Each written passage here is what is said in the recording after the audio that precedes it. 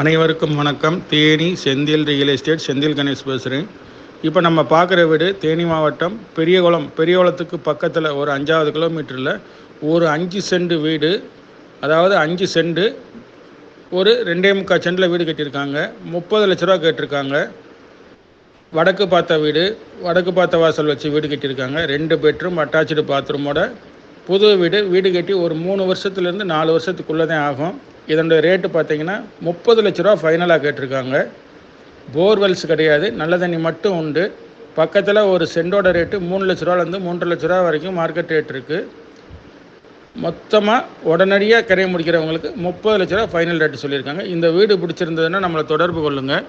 தொடர்ந்து நம்ம சேனலை பாருங்கள், சப்ஸ்கிரைப் பண்ணுங்கள், நண்பர்களுக்கு ஷேர் பண்ணுங்கள். நன்றி, வணக்கம்.